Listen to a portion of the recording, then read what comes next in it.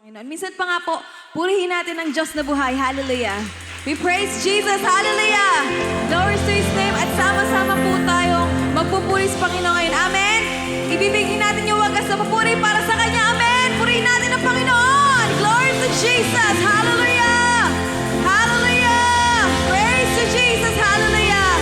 Glory to His name. Hallelujah. Hallelujah. At sama-sama tayo magpuri sa Panginoon. Sama-sama tayo umawit, umalakpak, taas ang kanyang pangalan na higit sa lahat mga pangalan. Hallelujah.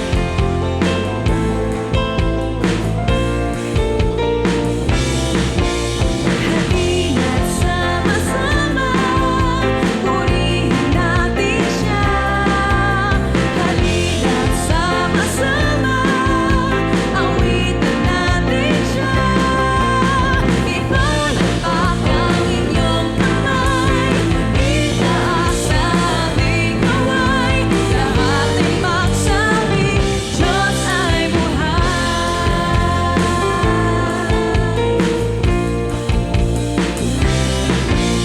Halina't sama-sama, purihin natin siya. Halina't sama-sama, awitan natin siya. Ipalakpak, ipalakpak ang inyong kamay, itaas ang aming kamay, lahat ay magsabi, Diyos ay buhay. Ipalakpak ang inyong kamay, itaas ang aming kamay, lahat ay magsabi, Diyos ay buhay. Minsan pa tayo umawit, halina't sama-sama. Halina't sama-sama, purihin natin siya. Halina't sama-sama, awitan natin siya. Ipalakpak ang inyong kamay, itaas ang aming kamay, lahat ay magsabi, Diyos ay buhay.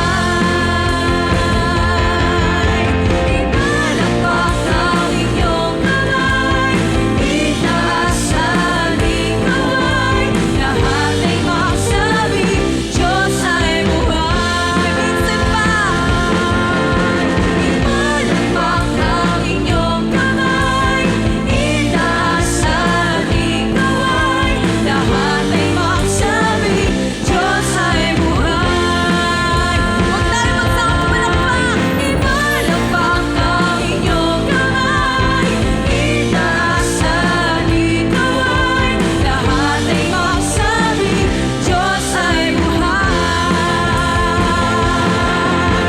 Ipalakpak ang inyong kamay, itaas ang aming kamay, lahat ay magsabi, Diyos ay buhay. Lahat ay magsabi, Diyos ay buhay.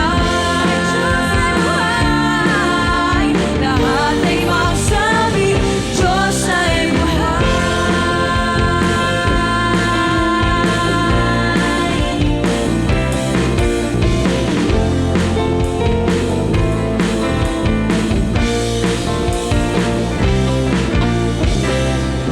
Amen. Purihin natin ang Panginoon. Glory to Jesus. Hallelujah. Magandang gabi po muli mga kapatid at welcome po muli sa ating midweek fellowship. At upang pasimulan po ang ating gawain, tara na po at makinig sa mga awiting spiritual na inihanda po ng anointing band. Muli po, tara na po at ihanda na po ang ating isip at puso sa pakikinig ng mga musik. Muli po sa Panginoon po ang pinakamataas na papuri at pasasalamat. Hallelujah! Hallelujah! Sama-sama tayong magpuri. Sama-sama tayong umawit. Sumayaw. Dahil sa kanyang pangalan na higit sa lahat mga pangalan. Hallelujah!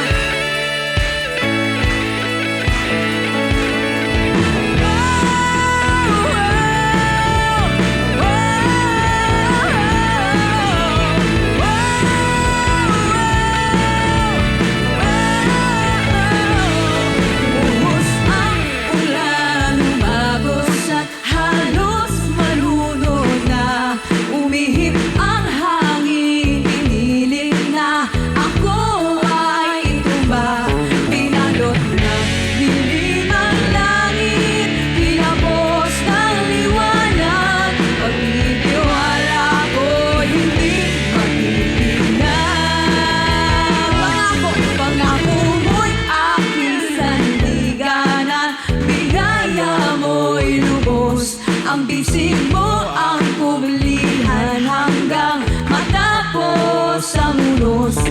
Paglipas ng pagod at luha, di maaari huminto ang pagbugal ng pagsamba sa aking puso.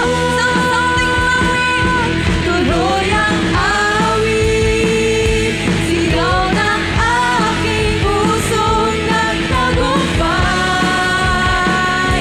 Pagkat lakas mo ang taglay, tuloy ang awit, tuloy ang daloy at ito'y walang humpay. Ang ilog ng papuri ay hindi mapipigil, hindi matutayo. Tuloy-tuloy ang awit para sa'yo. Hallelujah! Bubuhos ang ulan, umagos at halos malunod na. Umihip ang hangin, pinilit na ako ay itumba. Binalot ng dilim ang langit, pinapos ng liwanag. Pagtitiwala ko'y hindi matitignan. Pangako mo'y aking sanligan. Biyaya mo'y lubos, ang bisig mo ang kublihan hanggang matapos ang unos. Paglipas ng pagod at luha, di maaari huminto ang pagbugal ng pagsamba sa aking puso. Tuloy ang awit, sigaw ng aking pusong nagtagumpay. Pagkat lakas mo ang taglay,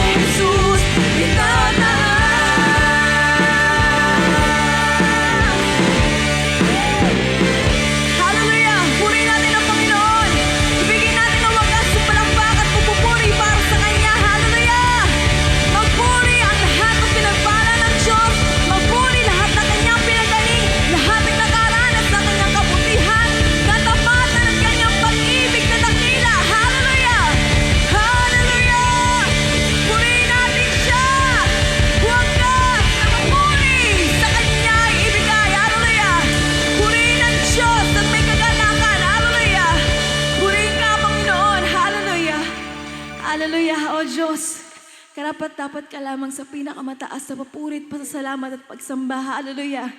Tunay na ikay dakila sa lahat at wala nang papantay pa sa pag-ibig at kabutihan mo sa buhay namin, Panginoon. Hallelujah.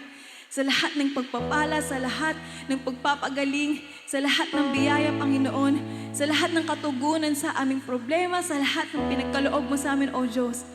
Tunay nga higit sa sapat pa ang tinatanggap namin. Sa pag-ibig mo araw-araw, O Diyos, hindi ka nagkukulang, hindi ka nabibigo sa iyong mga pangako. Sa kabila ng aming pagkukulang, sa kabila ng aming kamalian, O Diyos, sa kabila ng aming mga kasalanan, nandito kami ngayon, Panginoon, nagpapasalamat, nagpupuri. Dahil sa pag-ibig mo, O Diyos, wala kaming dapat ipagmalaki kundi ikaw lamang, Panginoon, sa buhay namin. Yung pag-ibig mo, yung katapatan mo. It's all about you, Jesus. It's not about us. It's about what you have done on the cross, Panginoon. It's not about what we have done. Kaya, O Diyos, hayaan mo patuloy ka naming pasalamatan, patuloy ka naming papurihan sa aming puso, sa aming buhay. Ikaw lamang ang maitaas namin. Sa aming pagpupuri, sa aming pag-awit, maihayag namin kung gaano kadakila ang aming Diyos na buhay, ang aming Panginoong Hesus, ang aming dakilang tagapagpagaling, ang aming Panginoon, ang aming Hari. Minsan pa, sama-sama tayong umawit sa Panginoon. Ibigay natin ang wagas na papuri na karapat-dapat lamang para sa Kanya. Hallelujah. Sama-sama tayong magpuri, sama-sama tayong umawit sa buong puso, buong buhay. Hallelujah.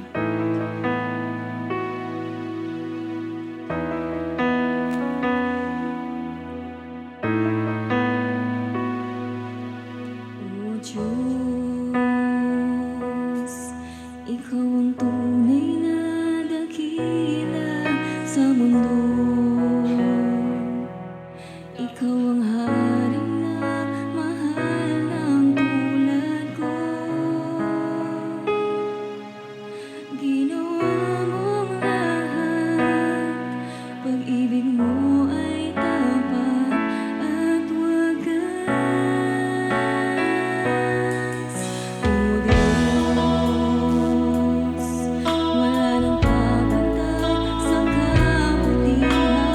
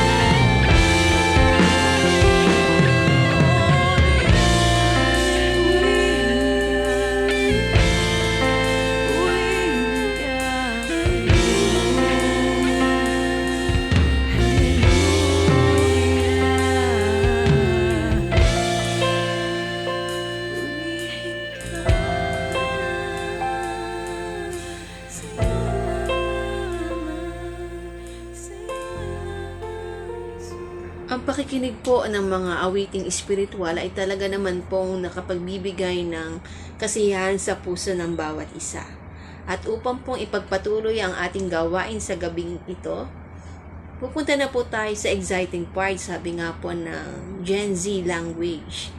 At sa gabi pong ito, tayo po ay may topic na Remembering God's Promise, I will swallow up death forever and will wipe away tears from all faces. At ito po ay pangungunahan ng ating kapatid na si Sister Marisa Aldaba Aguilar. Muli po, sa Panginoon po ang pinakamataas na papuri at pasasalamat.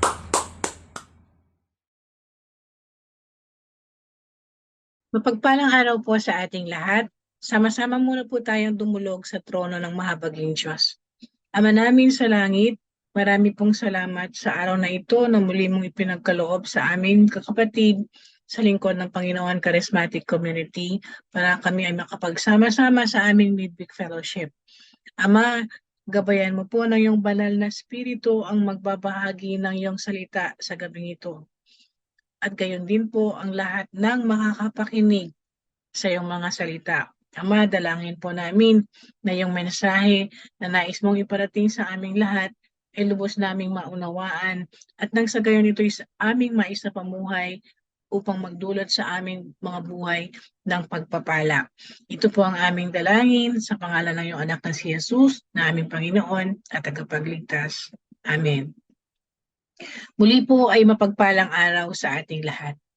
Ang ating pong Panginoon ay napakaraming pangako na ibinigay sa atin para sa ating mga anak, para sa ating mga anak niya na pwede natin panghawakan upang tayo ay makapamuhay ng naaayon sa kanyang kalooban at upang ma-enjoy po natin yung buhay na nais niyang ma-enjoy natin.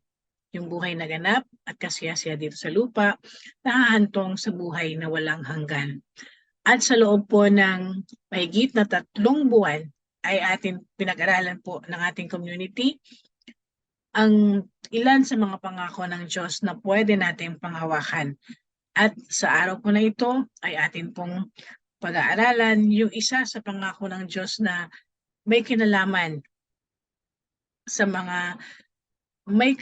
sa isa sa pinakamabigat na alalahanin, hindi lamang ng mga anak ng Diyos, kundi pati ng lahat ng tao sa mundong ito. Ang ating pong paksa, ang our topic for today is, I will swallow up death forever and will wipe away tears from all faces. Sa loob po ng 3 buwan na ating pag-aaral about the promises of God, siguro, dapat po by this time ay wala na pong kaduda-duda sa bawat isa sa atin na ang lahat ng pangako ng Diyos ay pwede nating panghawakan. Sapagkat ang sabi po sa Bilang 23:19, ang Diyos ay di sinungaling na tulad ng tao. Ano mang sabihin niya ay kanyang gagawin, kung mangako man siya, ito'y kanyang tutuparin. Our God is a promise keeper, so we can hold on to His promises.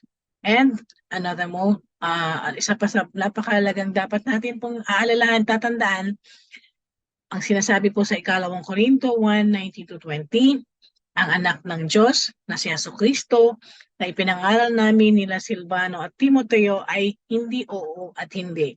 Dahil lagi siyang oo, sapagkat kay Kristo, ang lahat ng pangako ng Diyos ay palaging oo. Dahil dito, nakakasagot tayo ng amen sa pamamagitan niya para sa ikaluluwalhati ng Diyos. Tayo pong mga anak ng Diyos dahil sa pakikipag-isa natin kay Kristo, ang lahat ng mga pangako ng Diyos ay pwede nating panghawakan at i-claim ang katuparan nito sa ating mga buhay. Sapagkat ang sabi po ng banal na kasulatan, ang lahat ng pangako ng Diyos ay matutupad sa pamamagitan po ng ating Panginoong Hesus, ang ating Panginoon at tagapagligtas. At sa gabing ito, sa araw na ito, ang ating pong pagtutuunan ng pag-aaral ay yung pangako ng Diyos na mababasa po natin sa Isaiah 25 verse 8a, lubusan ng pupuksain ng Panginoong Yahweh ang kamatayan at papahirin ang mga luha sa kanilang mga mata. Sa English, ito pong sinasabi, He will swallow up death forever.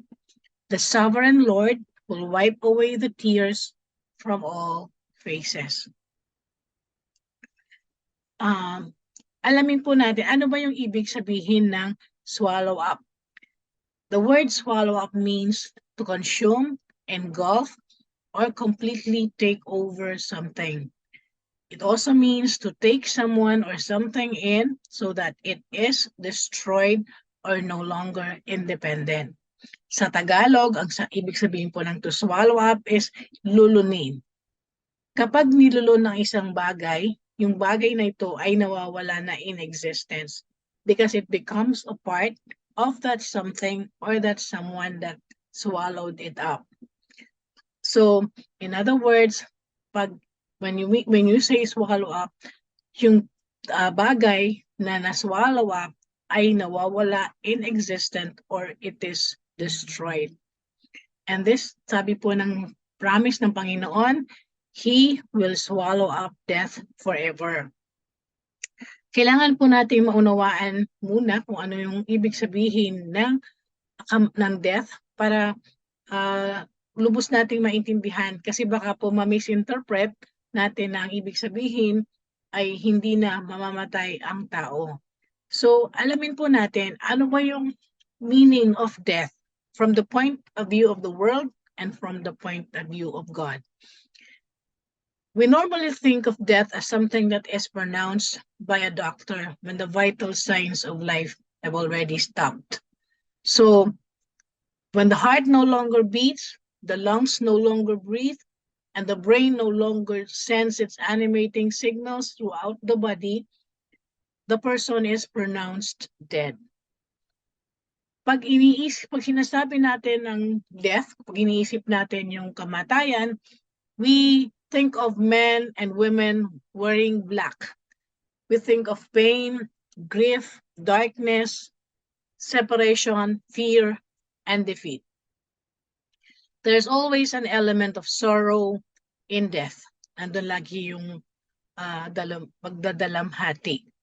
And the human emotion of missing the person who died.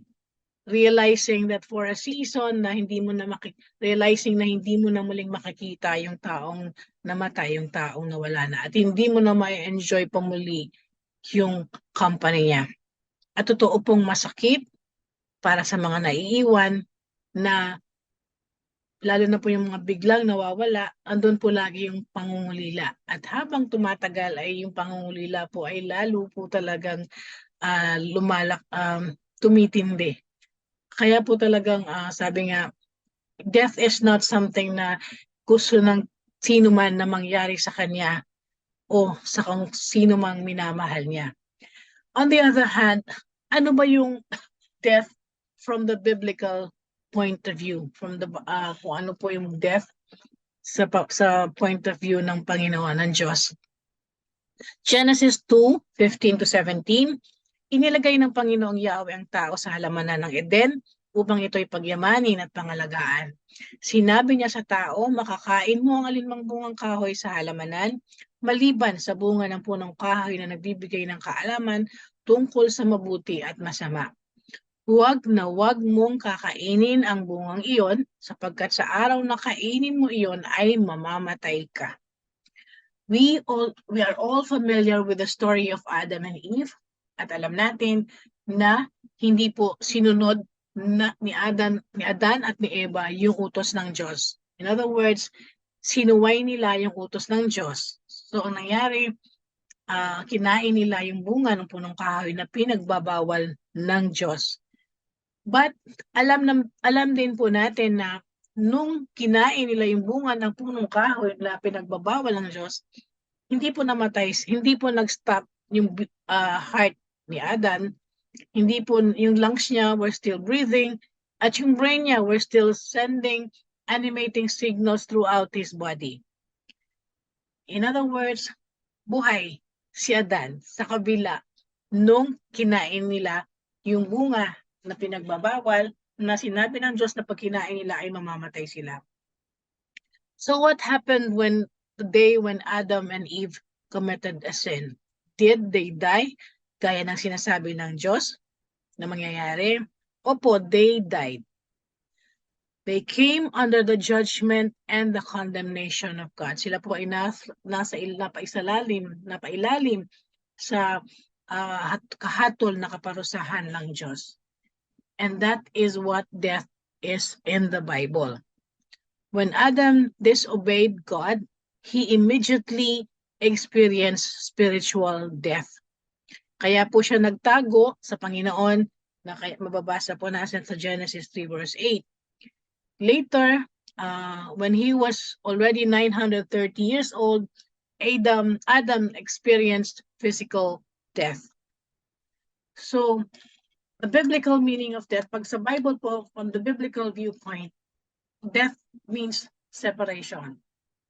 Physical death is the separation of the soul from the body, and spiritual death is the separation of the soul from God. Pagkakawalay ng tao sa Diyos. Ito po ang sinasabi sa Isaiah 59 verse 2a, ang masasama ninyong gawa ang dahilan ng pagkawalay ninyo sa Diyos.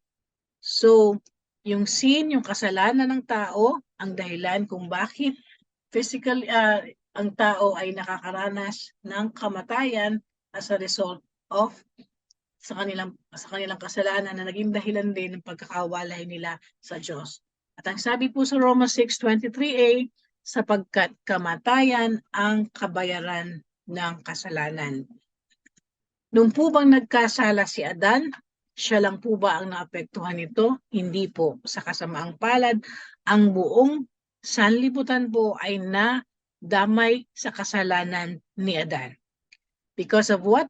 Because of the sin of Adam, the whole world is subject to death. Ang sabi po sa Roma 5 verse 12, ang kasalanan ay pumasok sa sanlibutan sa pamamagitan ng isang tao. At ang kamatayan ay pumasok sa pamamagitan ng kasalanan. Dahil dito, lumaganap ang kamatayan sa lahat ng tao sapagkat ang lahat ay nagkasala. Dahil sa kasalanan ni Adan, ang lahat ng tao ay, sabi nga, ay lumaganap ang kamatayan sa lahat ng tao. At yung sinful nature ni Adan ay namana po ng lahat ng tao. Pero salamat, hindi po doon nagtapos ang storya ng sanlibutan. Sapagkat sa kabutihan ng ating Panginoon, sa kabila ng kamatayan, pwede pa rin po magtagumpay ang tao laban sa kamatayan. There is victory over death. Ang sabi po sa unang Corinto 15:21-22, kung paanong dumating ang kamatayan sa pamamagitan ng isang tao, gayon din naman dumating ang muling pagkabuhay sa pamamagitan din ng isang tao. Sapagkat kung paanong namatay ang lahat dahil sa kanilang kaugnayan kay Adan, gayon din naman mabubuhay ang lahat dahil sa kanilang kaugnayan kay Kristo. So sa kabutihan po ng ating Panginoon, there is a chance for people, for mankind, to be victorious over death. At yun po ay sa pamamagitan ng pagkakaroon ng personal na relasyon sa kanyang anak na si Jesus na ibinigay niya para po sa kapatawaran ng kasalanan ng buong mundo, ng buong sanlibutan. God does not want us to live in fear nor defeat. Ang gusto ng Panginoon, He wants us to live and die with the confidence that comes from knowing we belong to the victorious, risen King who defeated death when He died on the cross and rose from the dead. So sa pamamagitan po ni Kristo, ng lahat na magkakaroon ng personal na relasyon kay Kristo, tatanggap sa Kanya bilang Panginoon at tagapagligtas, there is victory over death. At hindi kailangang mabuhay ang tao sa takot at laging pagkatalo o anuman yung pain dahil sa nadulot na epekto ng kamatayan. At ang sabi po ni Jesus Christ sa 1:5-24, pakatandaan ninyo, ang nakikinig sa aking salita at sumasampalataya sa nagsugo sa akin ay may buhay na walang hanggan. Hindi na siya hatulan, kundi nakatawid na siya sa buhay mula sa kamatayan. When we are spiritually dead, we are under condemnation. Tayo po ay tatanggap ng kahatulang kaparusahan dahil sa kasalanan. Pero dahil po kay Jesus Christ, sa pamamagitan ni Jesus Christ, pwedeng ang tao na spiritually dead ay muling makatawid mula sa kamatayan patungo sa buhay na walang hanggan. Ang tinutukoy po ni Jesus na buhay dito ay hindi lang po ordinaryong buhay, kundi buhay na walang hanggan. At sinabi niya dito sa verse na kung paano tayo magkakaroon ng buhay na walang hanggan. Pamamagitan ng pagkakaroon ng personal na relasyon kay Jesus Christ, sa pamamagitan ng pagkakaroon ng personal na relasyon sa Ama, sa pamamagitan ni Jesus Christ. Sa pagtanggap sa Kanya bilang Panginoon at tagapagligtas, we can be victors. Any man can be victorious over death. Ang sabi po sa Roma 5:17, sa pamamagitan ng isang tao, si Adan, naghari ang kamatayan dahil sa kanyang kasalanan. Ngunit sa pamamagitan din ng isang tao, si Jesucristo, higit ang kinamtam ng kinahabagan ng sagana at pinawalang sala, sila'y naghahari sa buhay. Kay laki ng kahigtan ng pagpapalang ito kaysa sa kasawiang iyon. Sa verse po na binasa natin kanina, sabi po, hindi na siya hahatulan, kundi nakatawid na siya sa buhay mula sa kamatayan. Bakit hindi na mahahatulan at paano nakatawid sa buhay mula sa kamatayan patungo sa buhay na walang hanggan? Sa pamamagitan po ni Jesus Christ na siya magiging pagtanggap natin kay Jesus Christ bilang Panginoon at tagapagligtas, tayo po ay tatanggap ng habag ng Diyos at mapapawalang sala. Kaya magiging tagumpay laban sa kamatayan. Malilipat na po tayo. Ang sino mang tumanggap kay Jesus Christ bilang Panginoon at tagapagligtas ay tatawid mula sa kamatayan patungo sa buhay na walang hanggan. Malilipat mula sa kaharian ng kadiliman patungo sa kaharian ng Diyos. Sabi nga po, higit ang pagpapalang tinanggap ng sanlibutan sa ginawa ni Kristo kaysa sa kasawiang na tinanggap ng tao dahil sa ginawa ni Adan. At hindi lang po yung spiritual death, hindi yung victory po over death ay hindi lang po itong mangyayari pagdating doon sa kamatayang spiritual. Kaya po nang sinabi ng Panginoon, ng Diyos, pangako ng Diyos, there will come a time that death is swallowed up forever. Pupuksain na po ng Panginoon ang kamatayan. At ito po ang sinasabi sa 1 Corinto 15:16-20. Kung hindi muling binubuhay ang mga patay, hindi rin muling binuhay si Kristo. At kung hindi muling binuhay si Kristo, kayo'y nananatili pa sa inyong mga kasalanan at walang katuturan ng inyong pananampalataya. Hindi lamang yan, lilitaw pa na ang lahat ng mga namatay na sumampalataya kay Kristo ay napahamak. Kung ang pag-asa natin kay Kristo ay para lamang sa buhay na ito, tayo na ang pinakakawawa sa lahat ng tao. Ngunit ang totoo, si Kristo'y muling binuhay bilang katibayan na muling bubuhayin ang mga patay. So, hindi lang po yung spiritual death, pagdating sa kamatayang spiritual, mararanasan ng tao yung victory. Even yung physical death na sigurado pong ma-experience din ng lahat ng tao, there is still hope na hindi po ito magiging dahilan ng pagtatapos ng lahat. Sapagkat ang sabi po ng verse, yun daw pong pag-asa natin, yung hope natin in Christ ay hindi nagtatapos dito po sa buhay natin na pag tayo'y namatay na, yung physical na experience natin, yung physical death. Sapagkat ang sabi, kung paano muling binuhay si Kristo, Tayo po, bagamat tayo po ay mamamatay din physically, tayo po gaya ni Kristo ay muling bubuhayin.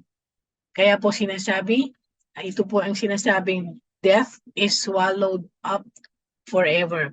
There will come a time in God's appointed time na pupuksain or God will destroy death. Kaya po ang sinasabi sa 1 Corinto 15:51 to 58, isang hiwaga ang sinasabi ko sa inyo.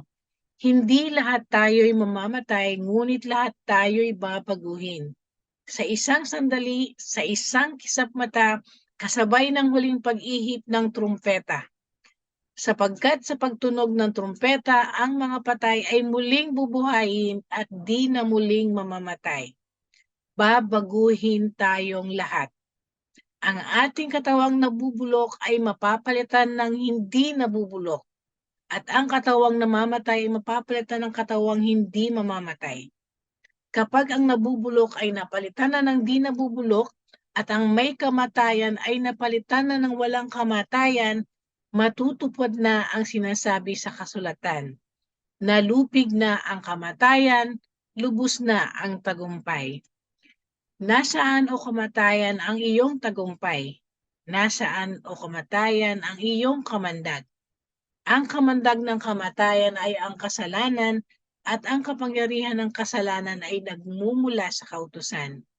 Magpasalamat tayo sa Diyos na nagbibigay sa atin ng tagumpay sa pamamagitan ng ating Panginoong Jesucristo.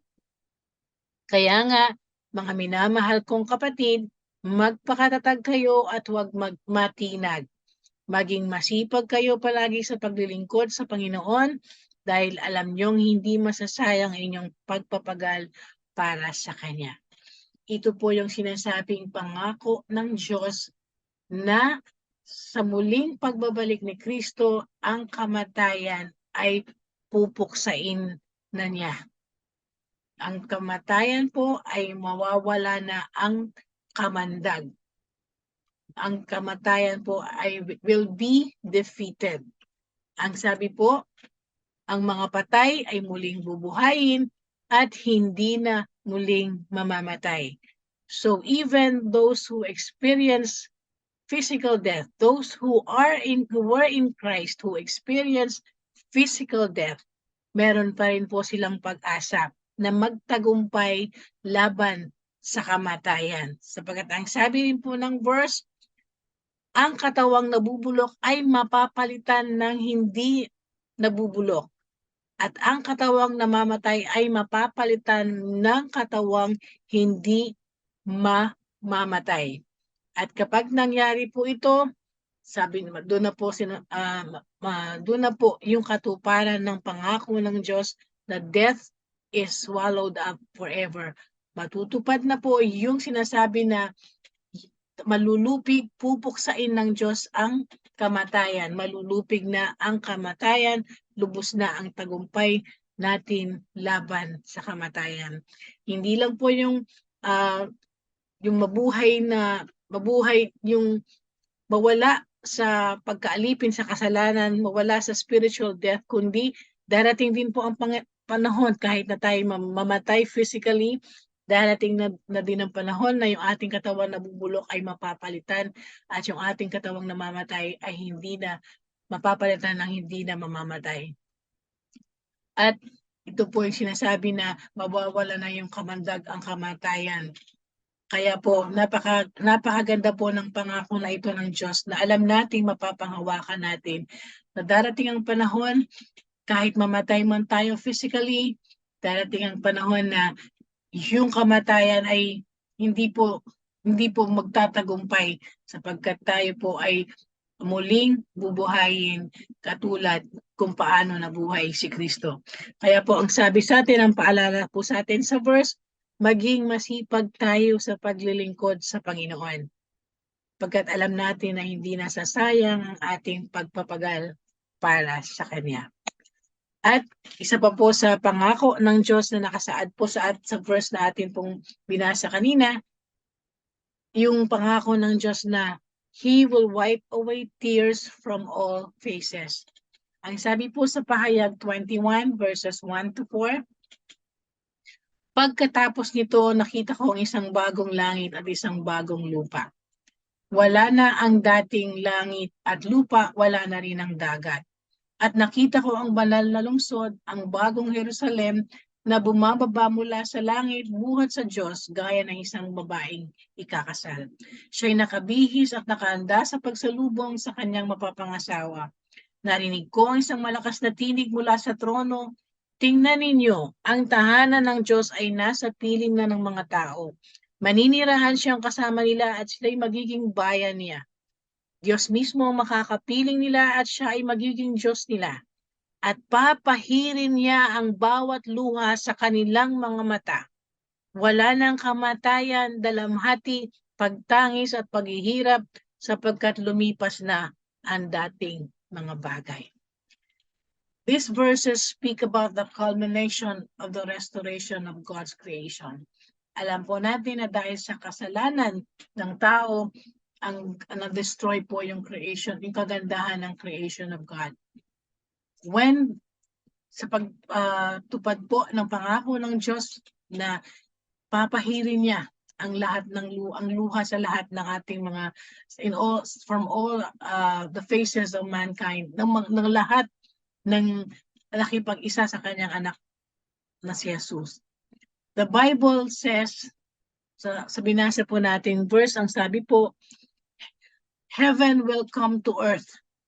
Ang langit ang bababa sa lupa, and we will spend eternity with God in the new earth. No longer is God in heaven while humans dwell on earth. God will be among men, and He will dwell among them on the new earth. Ang Diyos po ay maninirahan kasama ang tao sa bagong lupa. At sabi yung tabernacle of God o yung dwelling place will be among men. Yung believers, yung mga mananampalataya na dinalisay na po ng mga pagsubok ay they will be able to stand, to be in Jesus, in the presence of Jesus. So that Jesus can dwell among us. Hindi na po yung sinasabi nung araw ng Old Testament na hindi pwedeng makita ng tao ang Diyos sapagkat sila ay mamamatay. Lahat, those who believe, lahat ng mananampalataya, nanampalataya kay Jesus Christ, ay nabago na po. Sabi po kanina, sila may mga katawan na nabubulok ay mapapalitan ng hindi nabubulok. At yung katawang hindi namamatay, mapapalitan ng hindi namamatay. They will be changed, and now they can see and reflect the glory of Jesus and can now dwell in the unveiled presence of God. Mawawala na po yung talokbong at sila po ay they can now dwell in the presence of God.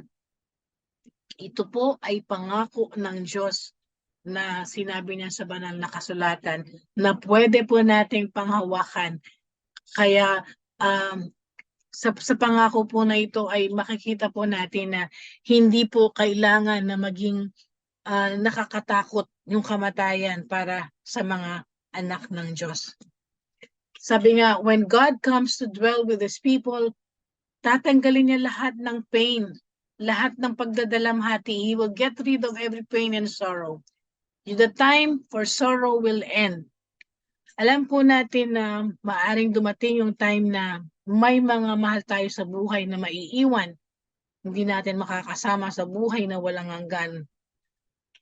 At alam po natin ito'y magdudulot ng dalamhati. Pero ang sabi po, lahat daw po ng pagdadalamhati ay tatanggalin ng Panginoon sa kanyang pagtupad sa kanyang mga pangako. Tatanggalin niya. So, wala na pong mourning, wala na pagdadalamhati, wala nang mga pag-iyak, wala nang sakit. Wala na rin pong kamatayan because death will be thrown into the lake of fire. Death, yung separation, ay hindi na po separation dun sa paghiwalay dun sa disenyo ng Diyos kung paano niya gusto ang lahat ng bagay ay makasunod sa kanyang disenyo. Hindi na po mangyayari yon dun sa bagong langit at bagong lupa. In the new earth, lahat po ay susunod sa kalooban ng Diyos. Kaya po, wala nang magiging anumang sakit, walang sorrow na mga malaramdaman doon sa new earth, new heaven and new earth na itatatag ng Panginoon sa muling pagbabalik ng ating Panginoong Jesus. So, ito po ang isang napakahalagang katotohanan na dapat natin pong pinagtutulong-tulungan na maipaalam sa lahat. For the unsaved, death brings to an end the chance to accept God's gracious offer of salvation. Sa hindi maliligtas, ang kamatayan po ay tunay na isang bagay na nakakatakot, nakakalungkot. Sa mga lahat ng hindi tatanggap kay Kristo bilang Panginoon at tagapagligtas, ang kamatayan ay ibig sabihin ng katapusan ng pag-asa na tanggapin pa yung kaligtasan na kaloob ng Diyos. Kailangan pong maunawaan ng lahat ng tao na kapag namatay ka na hindi ka naligtas, wala na pong magagawa ang mga mahal natin sa buhay para tayo ay tumanggap pa ng kaligtasan. Hindi na po tayo maliligtas, hindi na maliligtas ang mga namatay na hindi tinanggap si Kristo bilang Panginoon at tagapagligtas. They will not have eternal rest kahit na ipagdasal pa sila ng mga mahal nila sa buhay o ng ibang tao. Kailangan pong matama ang paniniwala ng marami na prayers of the loved ones of the departed na hindi tumanggap kay Kristo ay kaya pa silang dalhin sa buhay na walang hanggan. Hindi po maililigtas ng panalangin ng mga mahal natin sa buhay ang sino man na namatay na hindi tinatanggap si Kristo bilang Panginoon at tagapagligtas. Sapagkat ang sabi po sa Hebreo 9:27, itinakda sa mga tao na minsan lamang mamatay at pagkatapos ay ang paghukom. Ano ba yung kahulugan ng pangako ng Diyos na pupuksain niya ang kamatayan at papahirin niya ang luha sa ating mga mukha? For the saved, para sa mga naligtas, ang kamatayan po ay magdadala sa atin sa presensya ng Diyos. So ang kamatayan para sa mga naligtas ay isang magandang bagay, isang bagay na pwede mo nating asahan at masaya nating hindi masakit na atin pong asahan ang pagdating nito sa ating mga buhay. Sapagkat sabi nga, for the saved, death ushers us into the presence of Christ.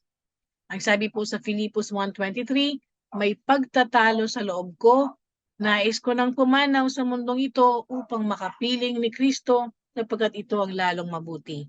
At sa 2 Korinto 5:8, malakas ang aming loob at mas gusto pa nga naming iwan ang katawang ito na aming tinatahanan ngayon upang manirahan na sa piling ng Panginoon.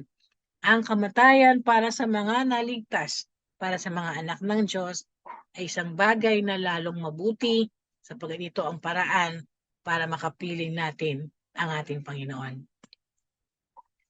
The Bible calls the physical death of a Christian sleep because the promise of the believer's resurrection is real. Ito po ang sinasabi sa 1 Corinto 15:51. Listen, I tell you a mystery. 1 Corinthians 15:51. Listen, I tell you a mystery. We will not all sleep, but we will all be changed. Ang sabi po sa 1 Corinto 15:51 sa Tagalog, isang hiwaga ang sinasabi ko sa inyo. Hindi lahat tayo'y mamamatay, ngunit lahat tayo'y babaguhin. For a Christian, ang kamatayan po ay isang parang, sabi nga, tinuturing na parang sleep, na is just sleep hanggang sa iniintay po yung muling pagbabalik ni Kristo kung saan lahat ng mga namatay na tumanggap kay Kristo bilang Panginoon at tagapagligtas ay muling bubuhayin. kung paano si Kristo ay muling binuhay. Ang sabi rin po sa unang Thessalonica 5 verse 10, as 1 Thessalonians 5 verse 10, basahin po natin in English. He died for us so that whether we are awake or asleep, we may live together with Him. Kaya nga po nang binasa natin kanina, hindi po lahat maaaring sa pagbabalik ng Panginoon ay buhay ka pa. At kasama ng mga namatay, na unang namatay sa atin, tayong mga nabuhay ay kukunin, ay sasama ng Panginoon at tayo po ay magkakaroon ng glorified bodies, kagaya din po ng mga patay na muling bubuhayin. So sabi nga, tayo man ay buhay man o patay, at sa kanyang pagmuling at sa muling pagbabalik ni Kristo, tayo ay kanyang isasama niya sa kaharian ng kanyang Ama in His kingdom. So ano ba po ang kahalagahan ng pangako na to sa ating mga Kristiyano? Hindi natin kailangan katakutan ng kamatayan. Hindi po gusto ng Diyos na tayo ay mabuhay na may takot, na walang kasiguraduhan tungkol sa pagdating sa kamatayan. Ang gusto ng Diyos para sa lahat ng tao ay magkaroon tayo ng glorious and joy-filled destination. A future free of pain, sorrow, and sickness. At ang invitation po na to ay open para sa lahat na hindi nagtitiwala sa sariling kakayahan, kundi sa Panginoon lamang at tatanggap sa Kanya bilang Panginoon at tagapagligtas. Kung sino man na tumanggap kay Kristo bilang anak ng Diyos at siya ay maniniwala na siya ay namatay para sa lahat at muling binuhay, tatanggapin ng Jesus Christ bilang Lord and Savior, siya po ay magkakaroon ng entrance into heaven. So, kapag because of your personal relationship with Jesus, yung buhay mo ay hawak na ng Diyos. So kahit na dumating man yung time na yung katawan mo ay manghina at ikaw ay makaranas, ikaw ay mamatay, nandun pa rin po, we can rest knowing we are secure in God's unshakable and unbreakable love. Sapagkat ang sabi po sa Roma 8:38-39, wala pong makapaghihiwalay sa atin sa pag-ibig ng Diyos kahit ang kamatayan.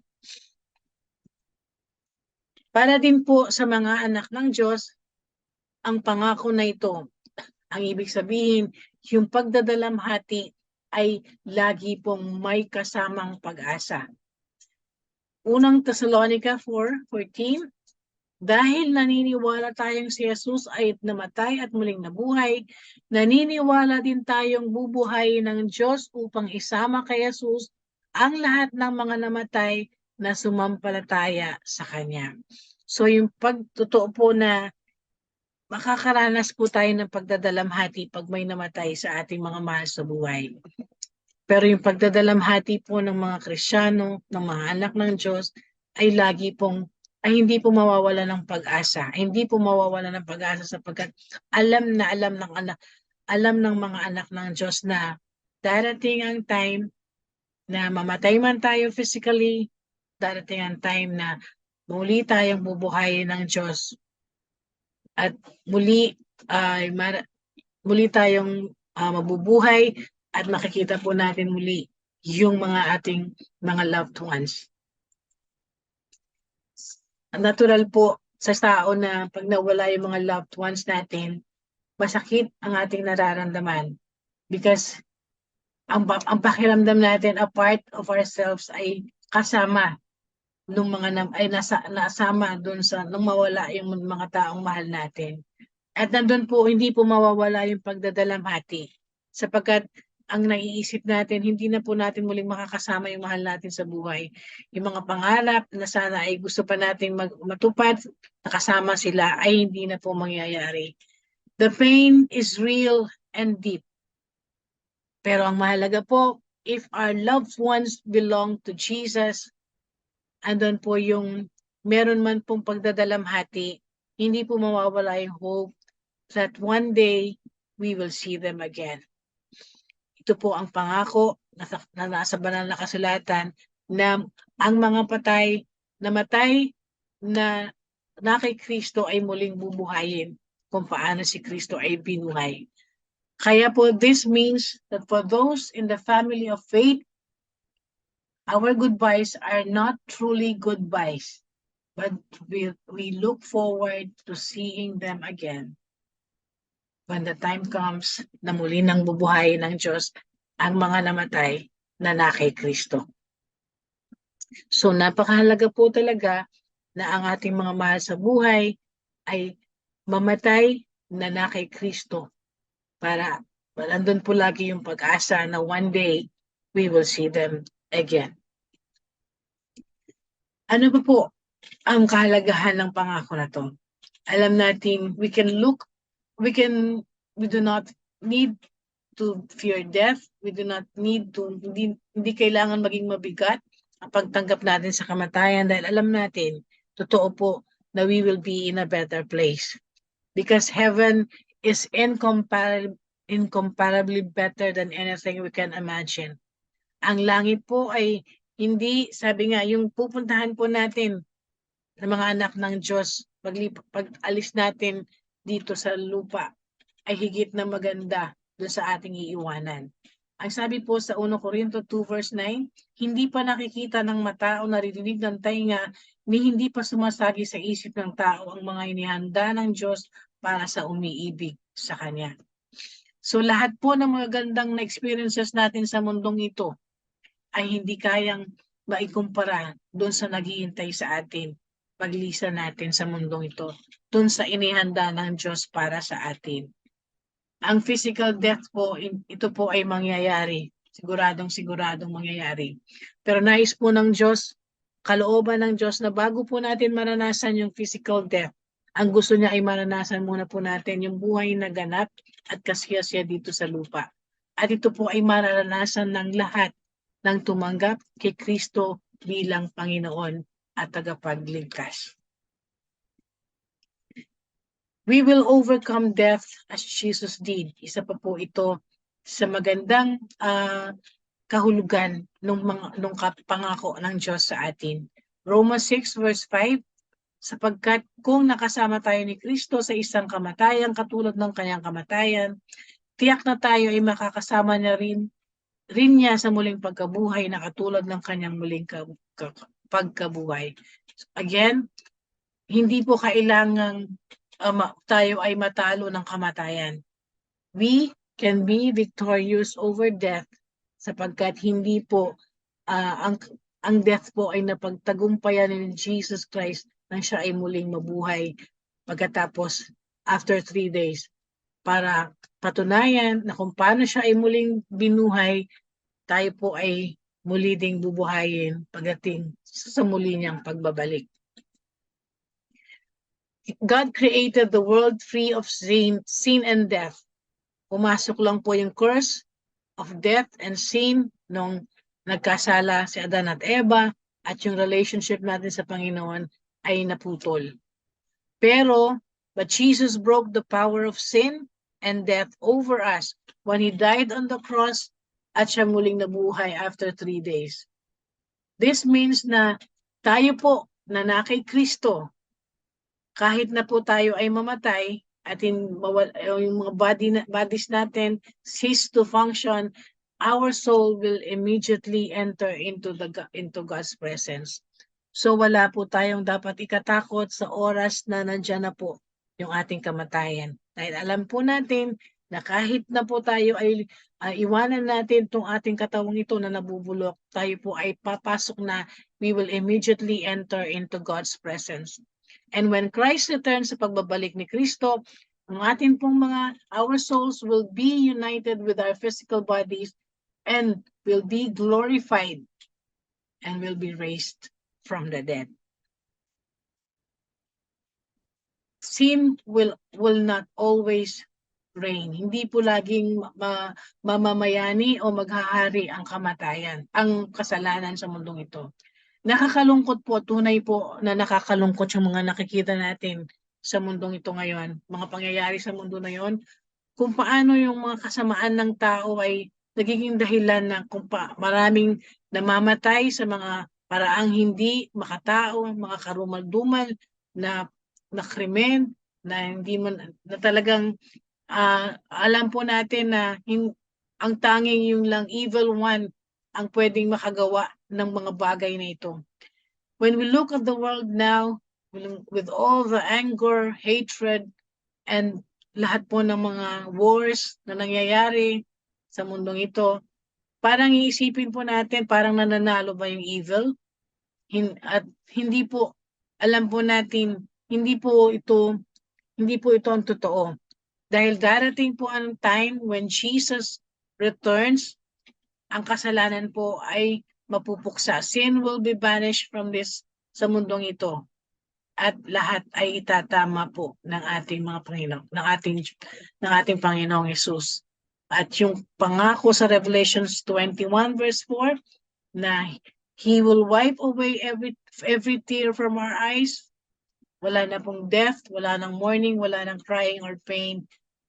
Lahat ay mababago na, ito po ay mangyayari. At ito po sana ay panghawakan po natin para yung sa kabila ng mga nakikita nating mga kaguluhan, lahat ng pain, lahat ng sufferings na dulot ng mundong ito, ng mundong makasalanan na ito, ay hindi po tayo mawawalan ng pag-asa. Isa pa pong na mahalagang kahulugan ng pangako na ito ay hindi po kailangan mamatay tayo na nag-iisa. Ang nakakatakot, may mga nagsasabi na nakakatakot daw po yung oras ng kamatayan ng tao dahil hindi mo alam kung saan ka pupunta. Ito pong nakakatakot, itong takot na to ay mararanasan po ng mga tao na wala sa Panginoon. Sapagkat tunay po, hindi mo alam kung saan ka patungo pag ikaw ay pumikit na yung mata mo at nilisan mo na yung katawang lupa mo. Pero para sa atin pong mga anak ng Diyos, ang pangako niya na pupuksain niya ang kamatayan at papahilin niya ang luha sa ating mga mukha. Ito po ay nangangahulugan na hindi po tayo kailangang matakot sa kamatayan dahil hindi tayo mag-iisa sa oras ng ating kamatayan. Ang sabi po sa 1:14-16-20, dadalangin ako sa Ama upang kayo bigyan niya ng isa pang patnubay na magiging kasama ninyo magpakailanman. Ang sabi rin po niya sa verse, sinabi rin po ng Panginoon, hindi ko kayo iiwang mga ulila. Ang tinutukoy po ni Jesus Christ dito ay yung sinasabi po sa susunod na verse, siya ang espiritu ng katotohanan na hindi matanggap ng sanlibutan sapagkat siya ay hindi nakikita ni nakikilala ng sanlibutan. Ngunit nakikilala niyo siya sapagkat siya ay nasa inyo at siya ay nananatili sa inyo. Hindi ko kayo iiwang mga ulila. Babalik ako sa inyo, kaunting panahon na lamang at hindi na ako makikita ng sanlibutang ito. Ngunit ako'y makikita niyo sapagkat buhay ako. Mabubuhay rin kayo. Sa araw na yon ay malalaman niyong ako'y nasa Ama at kayo'y na may nasa akin at ako'y nasa inyo. Salamat sa Panginoon, salamat kay Jesus Christ. Hindi po natin kailangang matakot sa oras ng ating kamatayan dahil kasama natin ang Espiritu Santo. Ang patnubay na magiging kasama natin magpakailanman. Hindi natin alam kung kailan tayo mamamatay. Pero alam natin, dahil alam natin, nakasama natin ang patnubay magpakailanman, hindi tayo matatakot sa oras ng kamatayan, sapagkat sabi nga ni Jesus, sabi nga ng banal na kasulatan, tayo po ay laging magmula nang tinanggap natin si Jesus Christ bilang Panginoon at tagapagligtas, ang Espiritu Santo po ay nanahana sa atin. Kaya hindi po tayo maiiwang mga ulila. Kahit si Jesus Christ po ay pumanik na sa Ama, hindi po tayo naiiwang mga ulila sapagkat kasama natin magpakailanman ang Espiritu Santo. So, magmula nang tagapin natin si Jesus Christ bilang Panginoon at tagapagligtas at yung na-restore yung relationship natin sa ating Ama sa langit, hindi na po tayo muli pang magiging, hindi na po muling mawawasak pa yung ating mga buhay. Once we are saved, uh, we are saved magpakailanman. Pagkat God makes us His home within us, He surrounds us, He walks beside us, and we become one with Him. From the moment that we accept Jesus Christ as Lord and Savior, we are never, and we will never be alone because we have the Holy Spirit in us. So when our time on earth ends, the Holy Spirit will lead us into paradise. We will experience the love of God. Doon po tayo dadalhin sa room na inihanda ni Jesus Christ sa bahay ng kanyang ama, at we will be in God's presence. Alam po natin na hindi tayo mag-iisa habang nabubuhay at maging sa huling sandali ng ating mga buhay. Isa pa pong magandang kahulugan ng pangako na ito, yung death ay hindi po pwede maghiwalay sa atin at ang ating mga mahal sa buhay na nasa Panginoon sa pag-ibig ng Diyos. Ito po ang sinasabi sa Roma 8:38-39 na hindi po kahit kamatayan ay hindi pwede maghiwalay sa atin sa pag-ibig ng Diyos. Kaya po hindi tayo dapat matakot sa kamatayan dahil hindi po ito magiging dahilan para tayo ay mawalay sa pag-ibig ng Diyos. Sa halip, ito po yung magiging daan para lubusan nating mananasan yung pag-ibig ng Diyos sa piling niya. Isa pa pong napakagandang kahulugan ng pangako ng Diyos na ito ay ang kamatayan po ay hindi ang katapusan ng lahat. Mateo 25:45, at sasabihin sa kanila ng hari, tandaan ninyo ng pagkaitan ninyo ng tulong isa sa pinakahamak na sa mga ito, ako ang inyong pinagkaitan. Itataboy ang mga ito sa kaparusahang walang hanggan, ngunit ang mga matuwid ay pupunta sa buhay na walang hanggan. So, mawala man po tayo dito sa lupa, matapos man po ang buhay natin dito sa lupa, ito po ang magsisimula. Ito naman po ang magiging simula ng ating buhay na walang hanggan.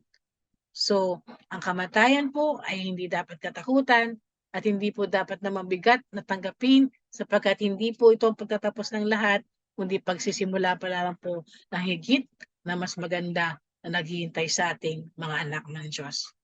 So, marami pong naniniwala na kapag sila'y namatay, we simply cease existing.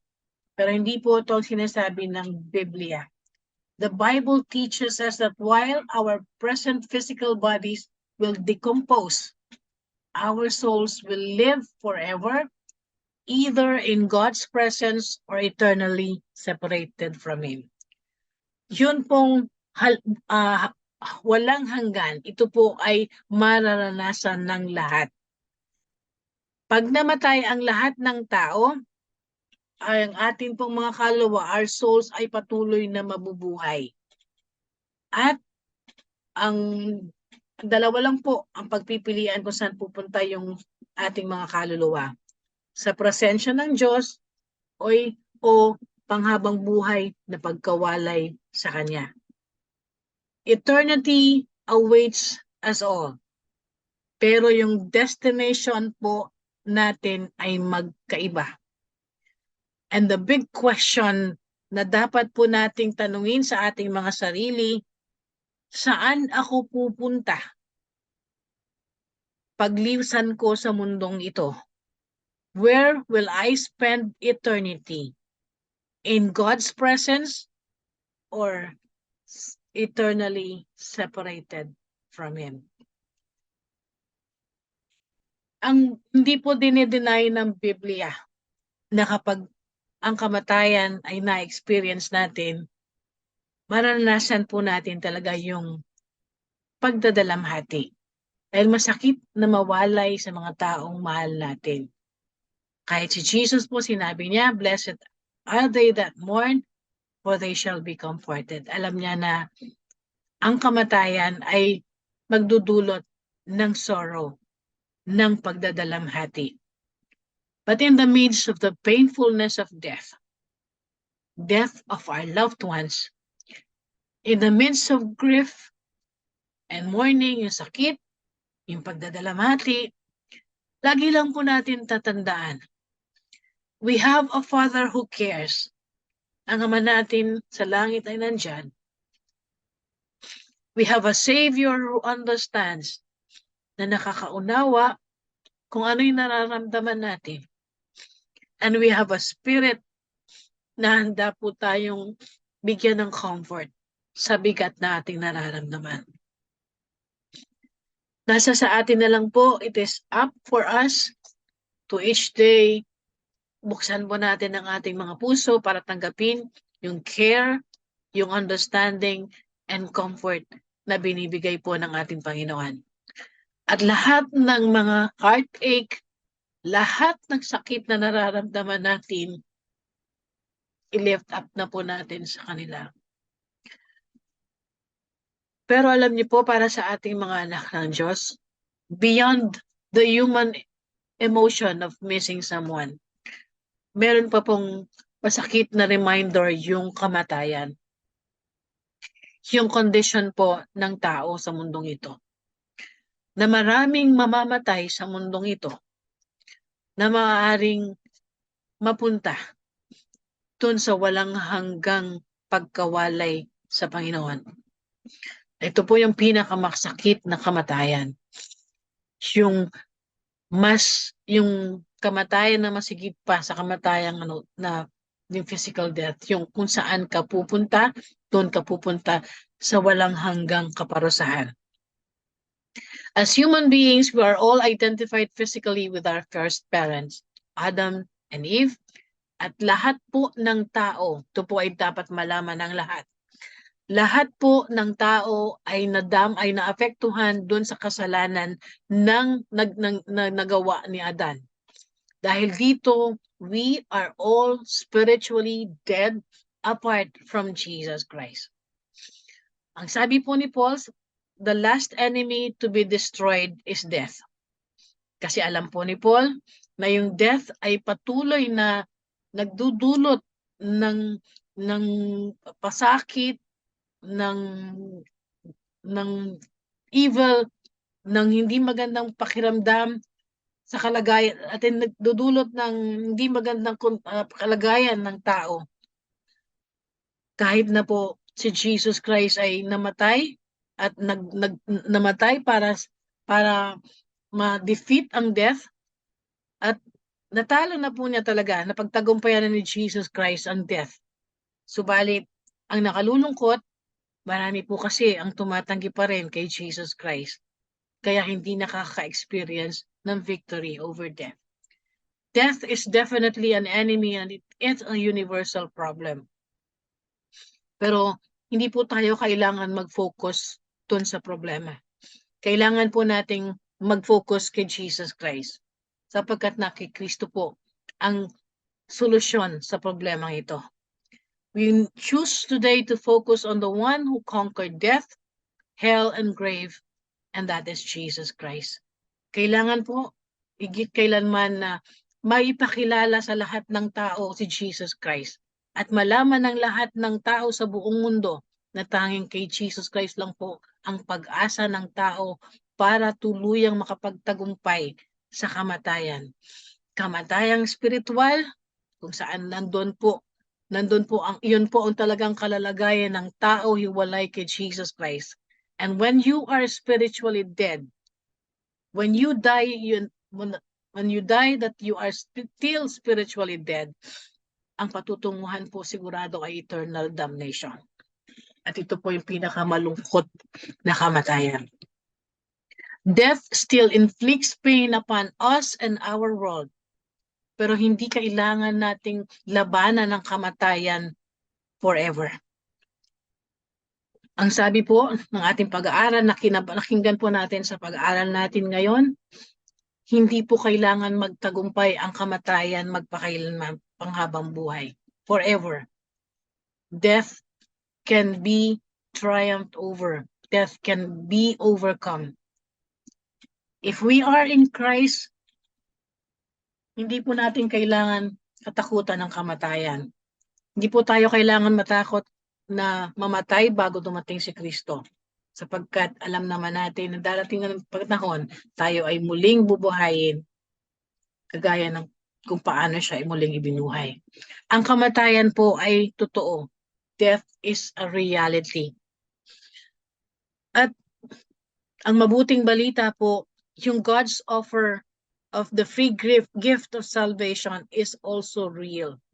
Yung alok ng Diyos na kaligtasan sa pamamagitan ng kanyang kagandahang loob. Dahil sa kanyang kagandahang loob sa pamamagitan ng ating pananalig kay Kristo, ito po ay totoo din. At ito po ay para sa lahat. Ang nais ng Diyos ang lahat ay maligtas. Kapatid, ikaw na nakikinig ngayon sa aming fellowship, kung hindi mo pa tinatanggap si Jesus Christ bilang Panginoon at tagapagligtas, kung wala pa si Jesus Christ sa buhay mo, huwag mo nang pagtagalin pa yung desisyon to accept God's offer of salvation through Jesus Christ. Because hindi natin alam kung kailan tayo lilisan sa mundong ito. You could be called into eternity at any moment. Any moment pwede kang umalis sa mundong ito. And that will be too late. Uulitin ko po, pag namatay kang hindi ligtas, hindi ka na kayang iligtas ng kahit sino pang tao sa mundong ito. Kahit yung labis na nagmamahal sa'yo, na magdarasal sa'yo, hindi ka na niya kayang iligtas. So while there is still time, kapatid, kami po sa lingkod, wala po kaming ibang hangarin. Kung hindi, ang lahat ng mga mahal namin sa buhay, ang lahat ng kilala namin, ang lahat ng tao sa mundong ito, nawa bago po linalisanin ng mundong ito, tanggapin po ninyo si Jesus Christ bilang Panginoon at tagapagligtas. Hindi lang po yung eternity nyo ang magiging sigurado na kayo ay patungo sa buhay na walang hanggan. Kundi habang nabubuhay po kayo dito sa lupa, kami na po ang magpapatunay. If you accept Jesus Christ as Lord and Savior, it will be the best decision you will make in your life. Sapagkat magbabago ang buhay mo. Hindi po namin sinasabi na hindi na kayo makakaranas ng mga pagsubok. Makakaranas pa rin po ng pagsubok pag tinanggap mo si Kristo bilang Panginoon at tagapagligtas. Pero siguradong sigurado po na ang pagsubok, lahat ng pagsubok ay pagtatagumpayan mo. Kaya kapatid, ikaw na na hindi pa tumatanggap kay Kristo bilang Panginoon at tagapagligtas, wag ka na maghintay pa ng ibang panahon. Wag bukas, wag sa susunod na bukas. The time is now. Invite Jesus Christ into your life today. It will make a difference in your life. Hindi lang po dito sa lupa, higit sa lahat, sa buhay, sa kabila, in eternity. We all want our loved ones and all the people we know and every person in this world to spend eternity with God through Jesus Christ. Ang ating pong Panginoon ay sadyang napakabuti na ako po ang inyong lingkod ng Panginoon na ito si Sister Marisa. Sa panahon po na ito ay dumaranas po ng pagdadalamhati sa pagkawala ng kapatid ko na halos parang kakambal ko po. Kapatid ko na pinaka-close sa akin. Na sabi ko nga po, when my sister left, parang a part of me went with her. Yung kapatid ko po na ito ay pinuntahan namin sa US noong August para makasama namin siya, maalagaan namin siya. And ang intention ko po ay to be with her until her last breath. Subalit hindi po nangyari yon. Hindi nangyari dahil bago po I was supposed to go back to the Philippines November 24. Pero hindi po pinahintulot ng Diyos na makasama ko yung kapatid ko until October 22 kung kailan po siya namatay. So nandun po yung sakit sa puso ko na bakit mo Lord pinahinto? Kasi ang nangyari po, kamunting na po akong ma-stroke sa US. Kaya po on the second week of September, kaya po napilitan akong umuwi before November. Ang tanong ko sa Panginoon, bakit Lord na pinauwi mo ko na hindi ko nakasama yung kapatid ko hanggang sa uling sandali niya? Napakabuti po ng Panginoon dahil sa pamamagitan po ng topic na nabigay sa akin ngayon na alam kong ito po ay plano na niya. Sa akin pong pag-prepare ng topic na to, lubos ko naunawaan. At ah, nawala na po yung pagtatanong sa puso ko na bakit kailangan iwanan ko yung kapatid ko at hindi ko siya makasama hanggang sa huling sandali ng buhay niya. Muli po pinaalala sa akin ng Panginoon, ang kapatid mo ay nasa akin na. Tinanggap na niya ako bilang Panginoon at tagapagligtas. So huwag ka nang mag-alala. Huwag ka nang mag-intindi. Dahil isang araw, hindi mo man siya makasama ngayon, muli mo siya makakasama sa buhay na walang hanggan. Talaga pong ang Panginoon napakabuti. Kasi sa amin pong mga preacher, sa aming paghahanda ng aming preaching, kami po ang unang-unang pinapaalalahanan ng Panginoon. Kami ang unang-unang nakakaramdam ng kung may mga maliman ginagawa, kami ang tinatama. At ngayon po, kako po, yung comfort na kinakailangan ko, ito po ay tinanggap ko sa pamamagitan po ng topic na ito, itong paksa na ito na-assign na akin pong i-share sa inyo. Salamat sa Panginoon sa pamamagitan po ng salita niya na akin pong na pakinggan akin pong na pag-aralan na na-share ko sa inyo ngayon. Pamamagitan po nito ay naging malinaw na po sa akin lahat at nawala na po yung pain, nawala na po yung pag-aalala para sa aking kapatid. At alam ko po, in His perfect timing, ang lahat yung pain, yung pagdadalamhati na to ay mawawala na rin. Pagkat alam ko, one day, I will meet my sister again in paradise. Mga kapatid, ikaw na wala pa kay Kristo, ikaw na hindi pa tumatanggap kay Kristo bilang Panginoon at tagapagligtas, samahan mo ako sa panalangin sa oras na ito. Panginoong Hesus, salamat. Salamat sa araw na ito. Salamat sa pagkakataong pagkakataong ito na nakapakinig ako ng iyong mga salita. Salamat, bago naging huli ang lahat, ay nalaman ko na ikaw lamang pala ang tanging paraan para yung kamatayan ay hindi ako matakot na dumating man ang kamatayan, hindi ako matakot na kung saan ako pupunta. Panginoong Hesus, sa oras na to, tinatanggap kita bilang Panginoon at tagapagligtas. Mula sa araw na ito, ikaw na maghari sa buhay ko.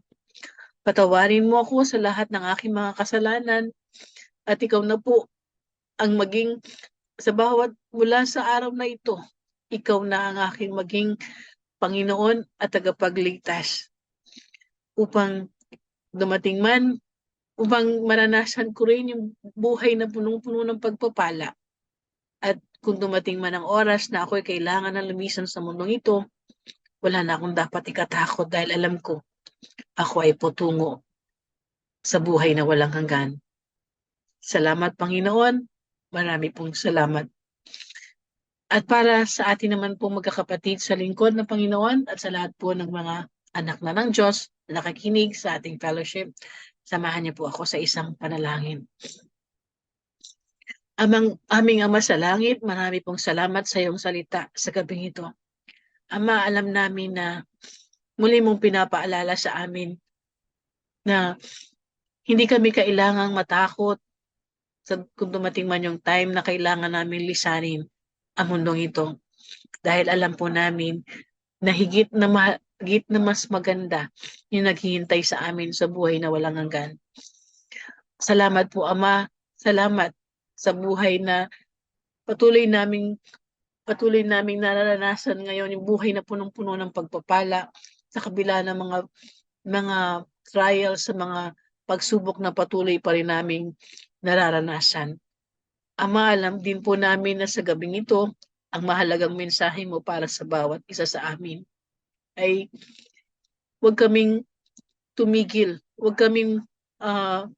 tumigil sa paglilingkod dahil ito ang paraan para yung mga tao na hindi pa tumatanggap, hindi pa nakakakilala sa iyong anak na si Jesus ay magkaroon din ng pagkakataon na tanggapin ang kayong anak sa kanilang mga buhay upang hindi pa maging huli ang lahat, upang bago maging huli ang lahat ay makilala nila ang Panginoon, ang iyong anak na si Jesus, upang sa oras ng kanilang kamatayan ay magkaroon din sila ng kasiguraduhan na sila ay patuloy patungo sa buhay na walang hanggan.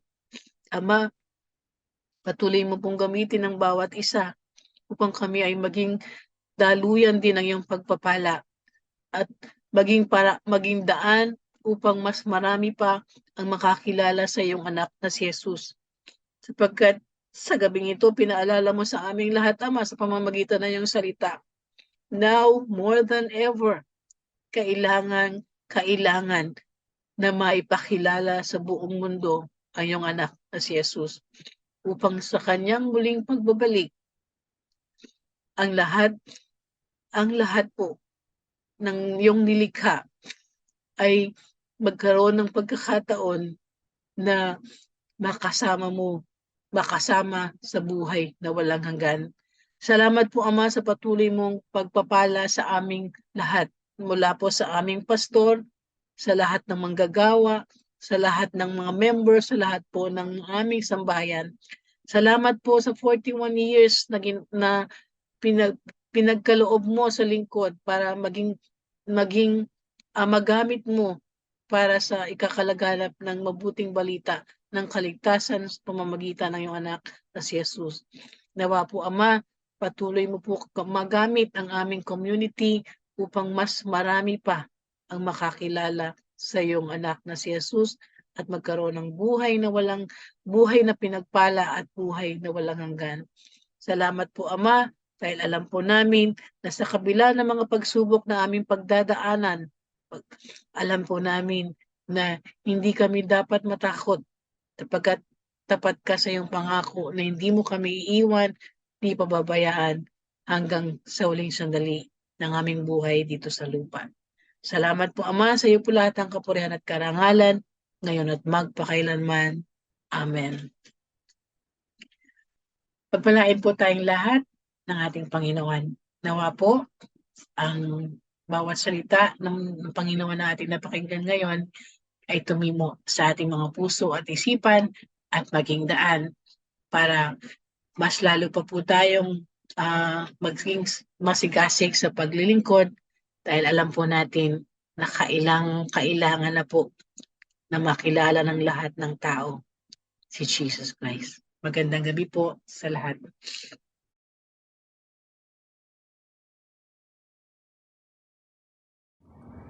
Hallelujah, Jesus. Hallelujah.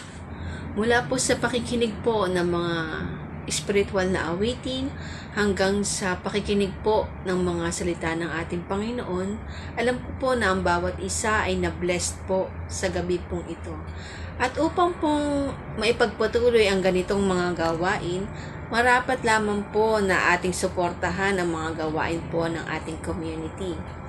Every Saturday po, meron po tayong youth fellowship from 5 to 6:30 p.m. Every Wednesday po ang midweek fellowship from 6 to 8 p.m. And every Sunday po meron na po tayong dalawang session. AM session from 9 to 12 p.m. And PM session po 2 to 4 p.m. At sa lingkod po mga kapatid, ang pastor natin, mahal natin. Ang community po ang lingkod, mahal natin. Pamilya natin, mahal natin. At ang tema po ng taon, para kay Kristo, ang lingkod, patuloy sa paghayo. Muli po, magandang gabi po sa lahat and let God bless us. Hallelujah, Jesus. Family that loves one another.